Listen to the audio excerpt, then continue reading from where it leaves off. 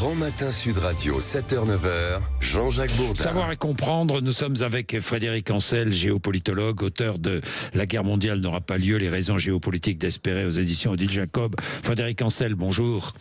Bonjour. Merci d'être avec nous, Frédéric Ancel. Israël continue à bombarder l'Iran, site militaire, site d'enrichissement d'uranium, notamment le site de Natanz, qui est dans le centre de l'Iran. Israël a tué le chef des gardiens de la révolution. Israël a tué le chef d'état-major iranien. Nous avons le droit légitime de répondre, disent de leur côté les Iraniens, mais Benjamin Netanyahou est décidé à frapper l'Iran. Pourquoi ? Parce que l'armée israélienne dit que l'Iran approche le point de non-retour dans le domaine nucléaire. Qu'en est-il ? Quelle analyse peut-on faire de la situation, Frédéric ?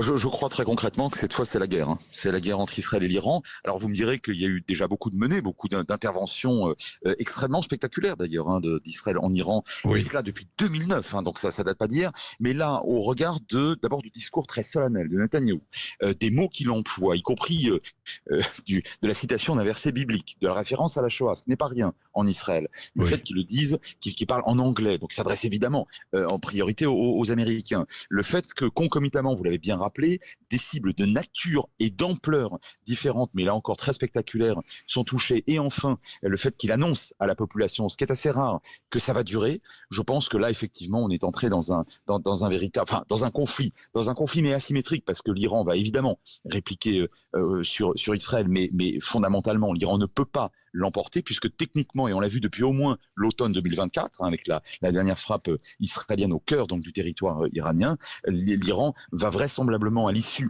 de cette confrontation perdre tout ou partie de sa capacité à créer une bombe atomique, alors qu'en Israël, il y aura sans doute, hélas pour les Israéliens, des dégâts, mais certainement pas de même nature. Et c'est ça finalement qui crée la dissymétrie au sein de ce conflit. Bien, Frédéric Ancel, ce sont en quelque sorte, disent les Israéliens, des frappes préventives. On sait que l'enrichissement d'uranium est en cours en Iran. Alors, pour de l'uranium civil, à des fins civiles, il faut l'enrichir à environ 45-50%. L'Iran est à 60%, 90% pour une arme atomique. Est-ce que l'Iran était sur le chemin de la fabrication d'une arme atomique ?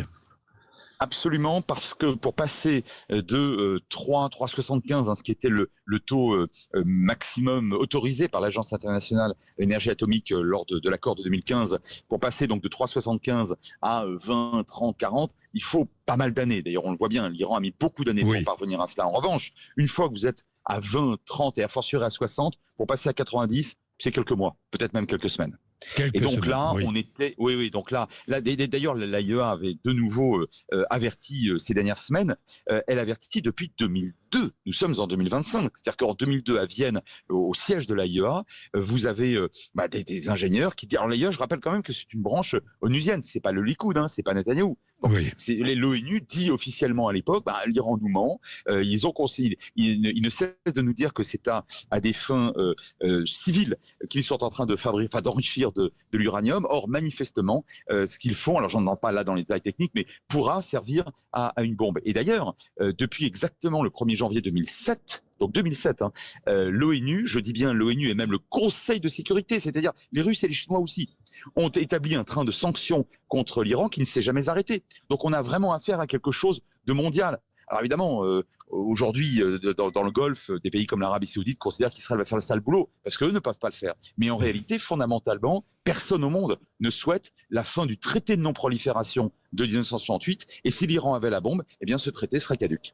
J'ai bien compris, Frédéric Ancel, c'est bien de nous expliquer si clairement la situation. Alors parallèlement, les Américains et l'Iran conduisaient des négociations sous l'égide du sultanat d'Oman. Je ne sais pas si ces négociations reprendront dimanche. Une nouvelle réunion avait été fixée. Donald Trump le souhaite.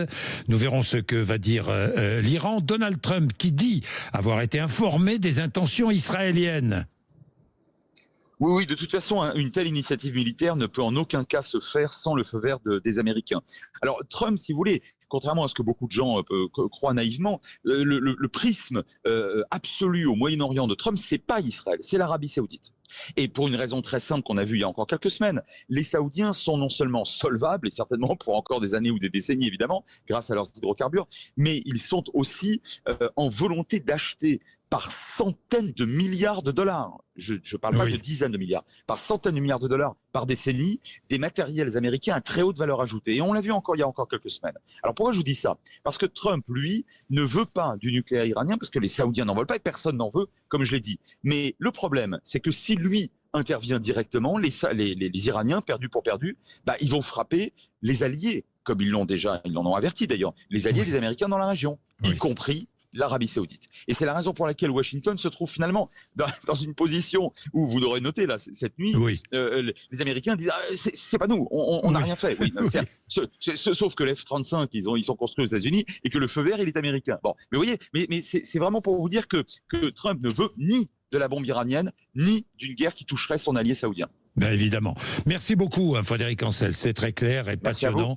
Merci pour bien comprendre la situation. On a besoin, encore une fois, avant le commentaire, on a besoin d'explications et d'analyses. C'est ce qui nous permet de réfléchir à la situation, qui est une situation sérieuse, avec ces frappes israéliennes sur l'Iran.